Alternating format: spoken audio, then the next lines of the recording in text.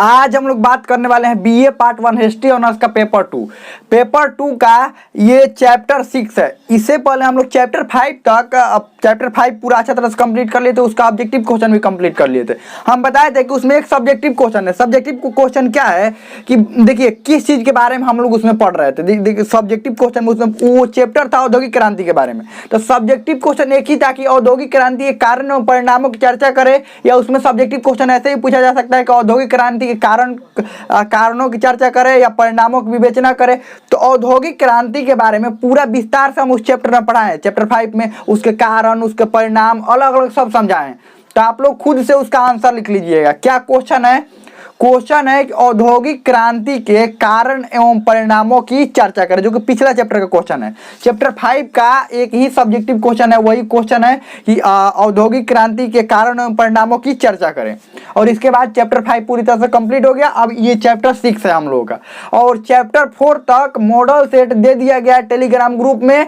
अगर अभी तक आपने टेलीग्राम ग्रुप नहीं ज्वाइन किया तो उसका लिंक इसी वीडियो के नीचे डिस्क्रिप्शन में दिया गया है, या आपको टेलीग्राम में सर्च करना है हिस्ट्री टॉक और ये टेलीग्राम का चैनल मिल जाएगा, इसको ज्वाइन कर लेना है। अगर इससे पहले वाला यानी चैप्टर 5 तक अगर आपने नहीं देखा है क्लासेस, तो उसका भी लिंक इसी वीडियो के नीचे डिस्क्रिप्शन में दिया गया है, आप देख सकते हैं। इसी चैनल पर अलग से प्ले लिस्ट बना हुआ है, वहां से भी देख सकते हैं। तो चलिए हम लोग पढ़ते हैं अब इंग्लैंड की क्रांति के बारे में पढ़ना इस चैप्टर में। और ये बहुत ही इंटरेस्टिंग चैप्टर है, ध्यान रखिएगा। इंग्लैंड की क्रांति कैसे कैसे हुआ पूरा विस्तार से बात करेंगे। अब देखिए इंग्लैंड की क्रांति में मुख्य रूप से गौरवपूर्ण क्रांति की ही चर्चा होती है। ध्यान रखिएगा कौन सी क्रांति? गौरवपूर्ण क्रांति।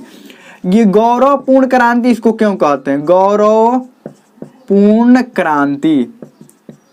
क्रांति जो कि 1688 ईस्वी में हुआ था। कब हुआ था? 1688 में। इसको रक्तहीन क्रांति भी बोलते हैं। क्या कहते हैं इसको? रक्तहीन क्रांति।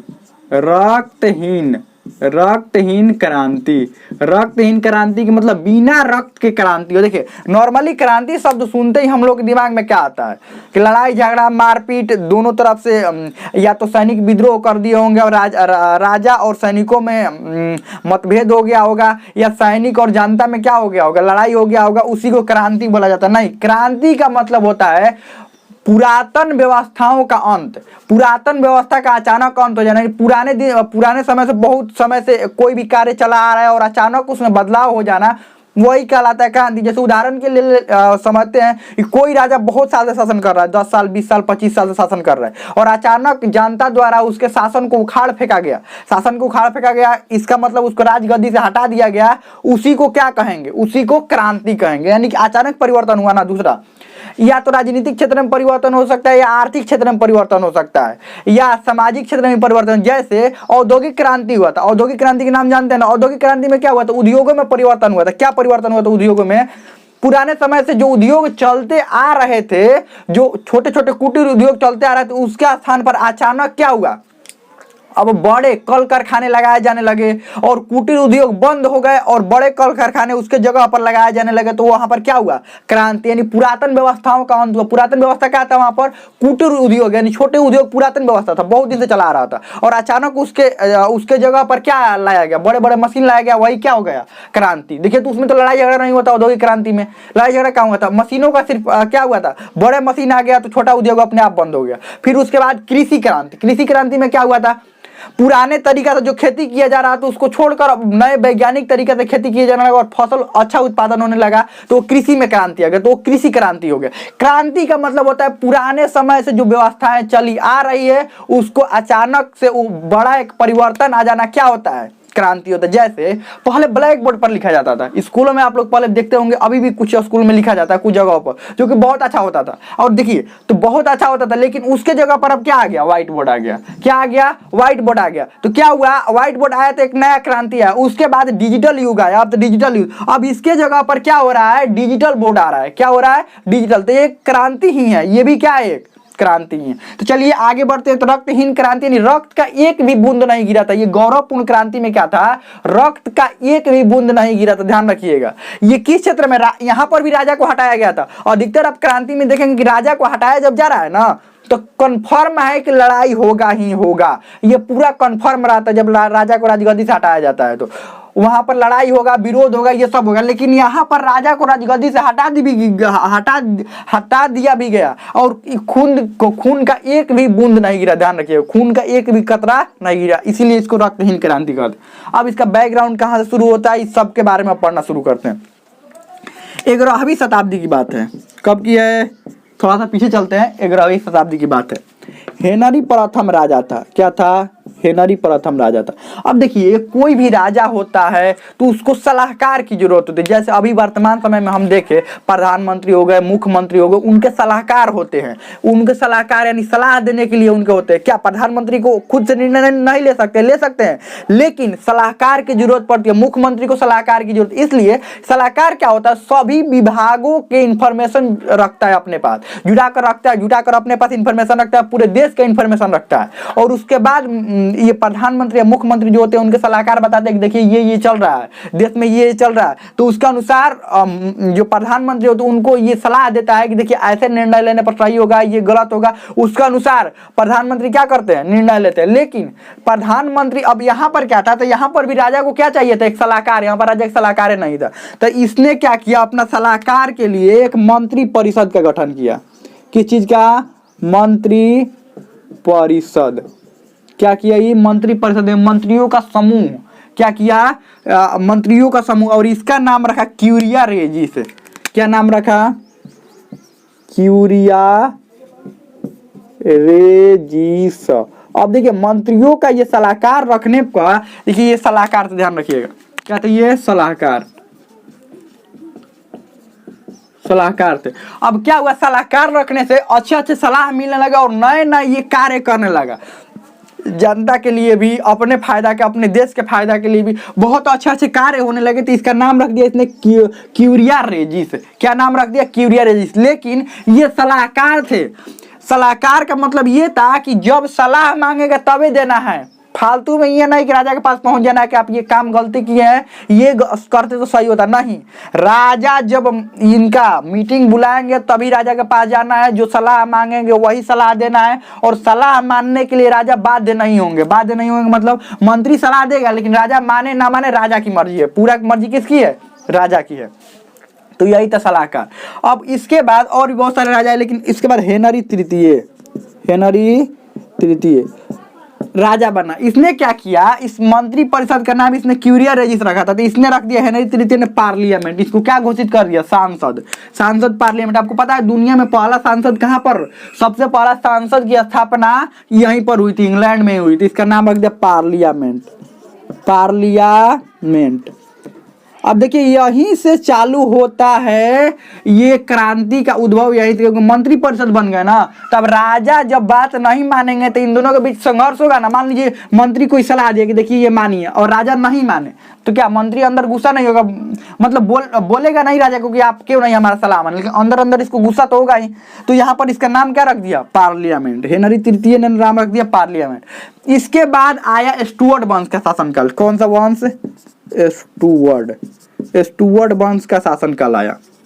अब समझिए, ये सब इंग्लैंड की बात हो रही है। अब कहां पर हो रहा है ये गौरवपूर्ण क्रांति, रक्तहीन क्रांति कैसे हुआ, इसका बैकग्राउंड यहीं से शुरू हो रहा है। मंत्री परिषद का, तो स्टुअर्ट वंश का शासनकाल आया। इसमें राजा था जेम्स प्रथम। कौन था? जेम्स प्रथम। अब जेम्स प्रथम राजा था। देखिए इसने क्या किया, एकदम निरंकुश राजा था। क्या था? निरंकुश राजा। अब देखिए हेनरी प्रथम क्या था, देखिए ये जेम्स प्रथम जो था ये बहुत ही निरंकुश शासक था। हेनरी प्रथम था, ये मंत्रियों को जरूरत हो चाहे ना हो, साल में 3 से 4 बार मंत्री परिषद का बैठक बुला लेता था और मंत्रियों से सलाह लेता था। माने चाहे ना माने, इन मंत्रियों को क्या देता था? वैल्यू देता था कि आप मंत्री हैं, इनको वैल्यू देता था। चाहे सलाह की जरूरत हो ना हो, लेकिन इनका क्या करता था? इनको बुलाता था और बैठक करता था। मतलब इन मंत्रियों को भी लगता था कि हाँ हमारा कुछ इज्जत है, कुछ वैल्यू है। लेकिन यहाँ पर क्या हुआ, 1603 में जब ये राजा बना, 1625 तक ये राजा रहा। 1603 से लेकर 1625 तक एक भी बैठक नहीं बुलाया। पूरा मंत्री परिषद किसी को कुछ वैल्यू नहीं देता था। पहली बात, निरंकुश था। जनता का तो वैसे ही बात नहीं सुनता था और मंत्री का ही बात नहीं सुनता था, किसी मंत्री को पहचानता ही नहीं था, पहचानता ही नहीं था कि मतलब ये नहीं पता, ये इसको हम बात नहीं कर रहे हैं कि पता नहीं था कि कौन कौन मंत्री है, मतलब मंत्री को कोई भी वैल्यू नहीं देता था कि कौन मंत्री है क्या है, किसी का बात कुछ नहीं सुनता था, ना कभी मीटिंग बुलाता था। मीटिंग बुलाएगा तब ना इनसे सलाह लेगा, तब ना कुछ मंत्री सलाह देंगे। किसी का भी मीटिंग नहीं बुलाया, पूरा मंत्री परिषद विरोध में हो गया। किसके विरोध में हो गया? विरोध। जनता पहले से ही विरोध में थी, ध्यान रखिएगा, पूरा विरोध, और जनता भी क्या थी? विरोध में थी। और ये विद्रोह की भावना जनता के मन में भी और इनके मन में भी क्या हुआ? उत्पन्न होने लगा। क्यों? क्योंकि जब ये मंत्री का कोई वैल्यू नहीं दे रहा है तो बताइए जनता के साथ क्या करता होगा। मंत्री परिषद का कोई वैल्यू नहीं दे रहा, सांसद, इसका नाम अब पार्लियामेंट रख दिया गया था ना, पार्लियामेंट के अंतर्गत ये सब मंत्री आते थे ना, पार्लियामेंट नाम रख दिया गया था, उसी के अंतर्गत सब मंत्री आते थे। मंत्री के कोई वैल्यू नहीं। अब देखिए क्या हुआ यहाँ तक। अब इसके बाद बना शासक 1625 में चार्ल्स प्रथम। चार्ल्स प्रथम। अब बताइए इसी का वंश का, इसी का लड़का है ये, तो क्या करेगा? ये भी इसी के जैसा होगा ना।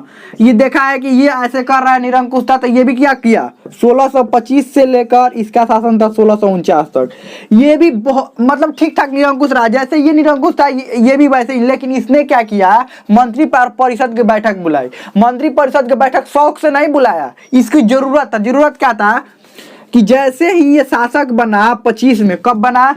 1625 में बना। उस समय स्पेन से संघर्ष चलने लगा, स्पेन से संघर्ष, स्पेन से संघर्ष। तब क्या हुआ? इसको पहला जो बैठक यानी कि पहला अधिवेशन, मंत्री परिषद का पहला जो अधिवेशन है, इसने पहला अधिवेशन पहला अधिवेशन 1625 में बुलाया। कब बुलाया? 1625 में। अब पहला अधिवेशन 1625 में, फिर दूसरा, कुल मिलाकर 3 गो अधिवेशन किया था। कितना? 3 अधिवेशन। अब देखिए फिर दूसरा अधिवेशन कब बुलाया, दिखाई देगा ना यहाँ पर, दूसरा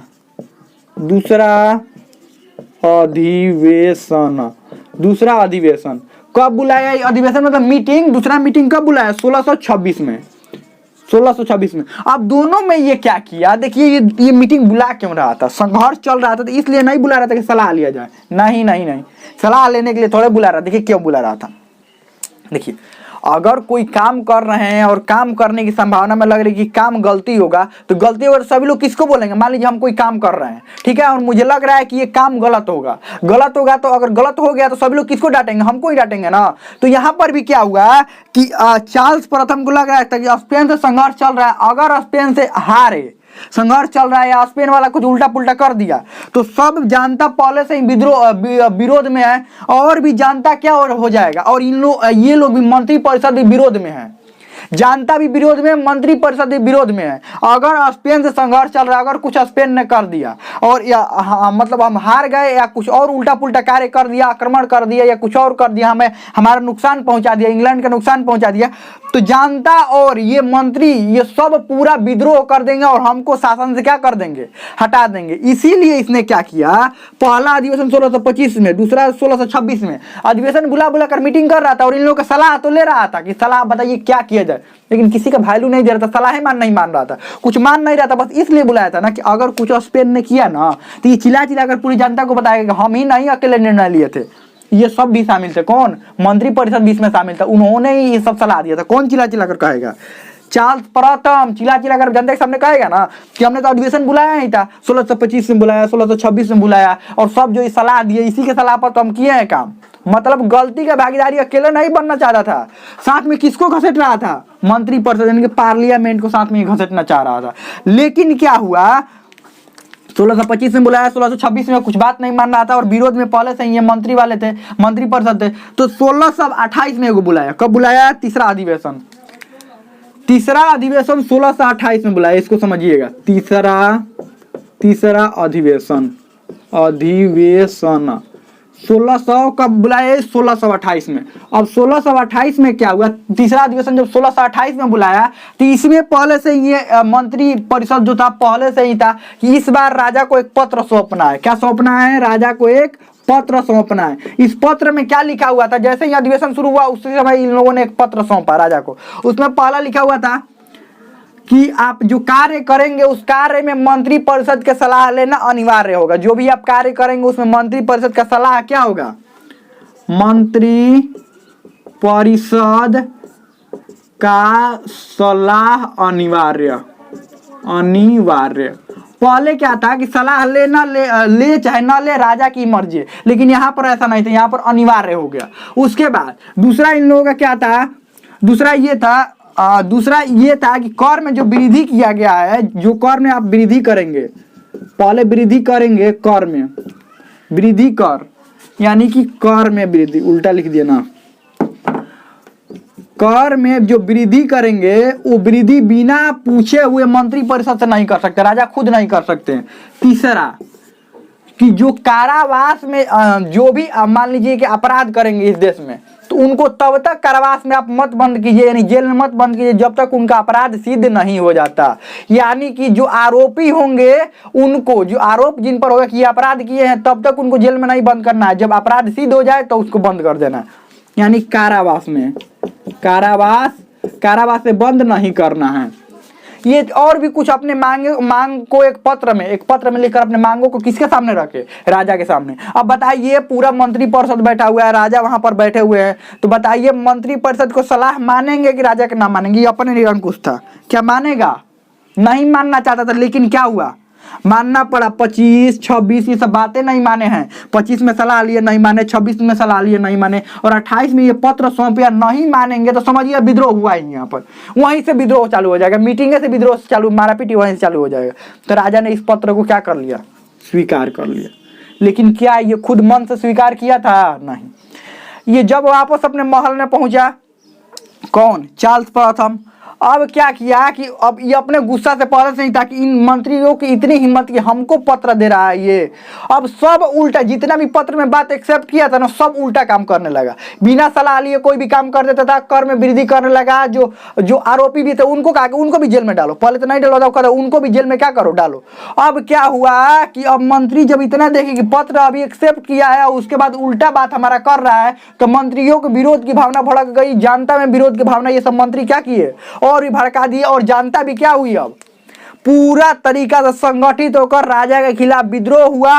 और क्या किए, राजा को फांसी पर लटका दिए गए। समझ लीजिए किसने लटकाया फांसी पर, मंत्री परिषद और सब जनता सब मिलकर राजा को क्या कर दिया गया, चार्ल्स प्रथम हीरो बन रहे थे ना, फांसी पर लटका दिया गया। समझ लीजिए चार्ल्स प्रथम को फांसी पर लटका दिया गया, जनता और किसके द्वारा, मंत्री परिषद के द्वारा। अब क्या हुआ, जब जनता और मंत्री परिषद के द्वारा चार्ल्स प्रथम को फांसी पर लटका दिया गया, इनका काम हो गया खत्म, हीरो बन रहे थे, काम खत्म हो गया। ये अभी मंत्री परिषद की ताकत को नहीं जानते थे और जनता की ताकत को भी पहचाने में नहीं था इनको, इनका काम खत्म। अब इन मंत्रियों को और जनता को राजा से बिल्कुल भरोसा उठ गया था कि देख रहे हैं कि सब जो आ रहा है, जेम्स प्रथम, ये चार्ल्स प्रथम, ये सब निरंकुश होता जा रहा है, यानी इस वंश का अब कोई भी राजा बनेगा तो निरंकुश से होगा। तब कहा कि नहीं, अब राजा नहीं चलेगा। इसका सेनापति था क्रॉमवेल, जिसका क्या नाम था, क्रॉमवेल, ध्यान रखिएगा, सेनापति का नाम क्रॉमवेल। अब क्या हुआ, सेनापति क्रॉमवेल को क्या किया गया, राजा बनाया गया कि ये सेनापति है, कुछ तो बढ़िया करेगा, यानी पहला, दूसरा, ये तीसरा, क्रॉमवेल को राजा बनाया गया। अब ये राजा बनते ही देखिए शक्ति आते ही, शक्ति यानी पावर सबको, सब नहीं ना पावर को सहन कर सकते हैं कि पावर आ जाएगा कुछ उल्टा पुल्टा नहीं काम करेंगे। पावर आते ही दिमाग घूमने लगता है और दिमाग उल्टा पुल्टा काम करने लगता है। क्रॉमवेल के पास पावर आते ही क्या किया, पावर जब तक नहीं था, सेनापति जब तक था, सुधार की बातें कर रहा था, जब तक पावर आ गया, राजा बन गया ना, अब इससे भी 2 गुना 3 गुना बन गया ये निरंकुश। मंत्री परिषद को ऐसे ही तो ये तो कह रहा है, ये तो कुछ मीटिंगों ने बुलाया, कुछ मीटिंग नहीं बुलाया, मंत्री परिषद को भंग कर दिया, क्योंकि मंत्री परिषद कुछ नहीं रहेंगे, मंत्री परिषद को इसने भंग कर दिया। और निरंकुशता 3 गुना 4 गुना इससे ज्यादा, जनता के वैसे ही बात ये नहीं समझ रहा था। समझिए ये सेनापति को बनाया गया, अब ये भी बात नहीं समझिए, ये भी निरंकुश हो गया। तब क्या किया गया, मंत्री परिषद द्वारा जबरदस्ती इसको क्या किया गया, शासन से हटाया गया और कहा गया कि ये पिछला वाला ही राजा सही था, ये पिछला वाला ही राजा क्या था, सही था, यहाँ पर पिछला वाला ही राजा सही था। तो क्या किया गया, इसी का एक लड़का था चार्ल्स द्वितीय, कौन था, चार्ल्स द्वितीय, चार्ल्स द्वितीय, इसको क्या किया गया, शासक बनाया गया। अब बताइए निरंकुश होगा कि नहीं होगा, बताइए तो निरंकुश होगा कि नहीं। अब ये दोनों जब ये हाल देख लिया था कि चार्ल्स प्रथम, इसके पिता को ये हाल हुआ था, फांसी पर लटका दिया गया था, क्रॉमवेल हीरो बन रहा था, इसको लात मारकर हटा दिया गया था, तो बताइए ये भी हीरो बनेगा तो क्या होगा, इसको क्या किया जाएगा, लात मार कर नहीं हटाया जाएगा। तो ये निरंकुश नहीं था, ठीक ठाक मंत्रिपरिषद को सलाह मानता था, सब कुछ ठीक ठाक करता था। इसके बाद आया जेम्स द्वितीय। कौन आया? जेम्स द्वितीय। सब कहानी इसी के समय शुरू होगा। इस सबको मिटा दें, इधर मिटा देते हैं, इधर इसके तरफ मिटा देते हैं। यहीं से मेन कहानी चालू होता है, जेम्स द्वितीय के समय से ही। कौन राजा बना? जेम्स द्वितीय। चार्ल्स द्वितीय के बाद राजा बना जेम्स द्वितीय। अब देखिए, ये तो कुछ नहीं देखा था, ये जेम्स द्वितीय कुछ नहीं देखा था कि क्रॉमवेल के साथ क्या हुआ था, और ये क्या कहते हैं जेम्स प्रथम के साथ क्या हुआ था। ये नहीं देखा था कि जेम्स प्रथम को कैसे फांसी पर लटका दिया गया था, क्रॉमवेल को कैसे लात मार के हटा दिया गया था। ये तो इसके बाद राजा बना था, इससे ये कुछ जानता ही नहीं था। जानता भी होगा तो ये क्या किया, ये भी वैसे ही निरंकुश होने लगा। जैसे ये जेम्स प्रथम और चार्ल्स प्रथम जैसे दोनों निरंकुश थे ना, वैसे ये भी क्या हुआ, निरंकुश हो गया। अब इसकी निरंकुशता के पीछे एक दो कारण और था। इसकी 2 पत्नियां थी। कितनी पत्नियां? 2। जो पहली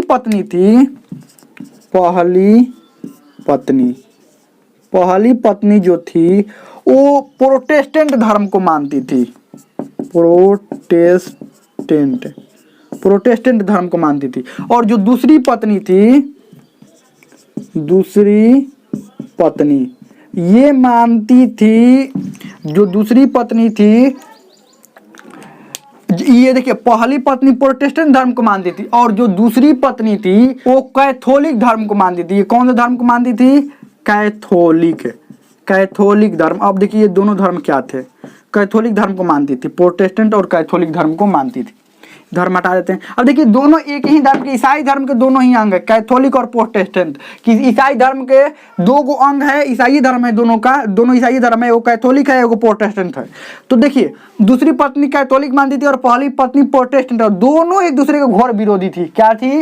विरोधी थी, दोनों एक दूसरे के विरोधी थी। इसकी एक लड़की थी जिसका नाम था मैरी।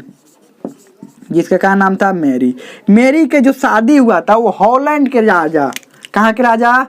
हॉलैंड के जो शासक थे, यानी राजकुमार। हॉलैंड के जो शासक थे, हॉलैंड के शासक थे, उसका नाम था William of orange. William of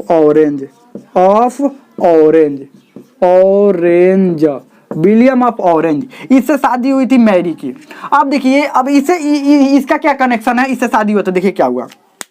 ये राजा बना 1685 में। अब ये 1688 तक ये रहा। अब ये 3 वर्ष में ही इसको हटाना पड़ गया, समझ लीजिए। अब इसने क्या किया, बनती, और ये भी अपने दूसरी पत्नी की तरह ये भी कैथोलिक धर्म मानता था, लेकिन इंग्लैंड में अधिकतर ये प्रोटेस्टेंट धर्म मानने वाले लोग थे। कौन सा धर्म? प्रोटेस्टेंट धर्म। और प्रोटेस्टेंट वाले कोई देखना नहीं चाहता था, तो क्या करता था, ये कैथोलिकों का समर्थक करता था, प्रोटेस्टेंट का विरोध करता था। अब जब राजा ही धर्म के पक्ष में हो जाएंगे तो बताइए जनता का क्या होगा। राजा ही जब धर्म के पक्ष में, कि धर्म में विभेद करने लगेंगे कि ये धर्म का है, ये हमारे धर्म का है, ये उसके धर्म का है, जब राजा ही ये कार्य करने लगे तो क्या होगा। तो ये क्या हुआ, ये जेम्स प्रथम ही कैथोलिक धर्म का क्या हुआ, समर्थक था, कैथोलिक धर्म को मानता था और प्रोटेस्टेंटों का विरोध करता था, घोर विरोध, कुछ बातें नहीं सुनता था, एकदम निरंकुश हो गया था। और खासकर प्रोटेस्टेंट के लिए। और अधिकतर इंग्लैंड में अधिकतर जनता क्या थी, अधिक संख्या किसका था, अधिक संख्या प्रोटेस्टेंट वालों का था। यहाँ पर इंग्लैंड में अधिक संख्या किसका था, प्रोटेस्टेंट वाले का। लेकिन जेम्स जो द्वितीय था वो किसका समर्थक था, कैथोलिक, और सब कैथोलिक की बात मानता था।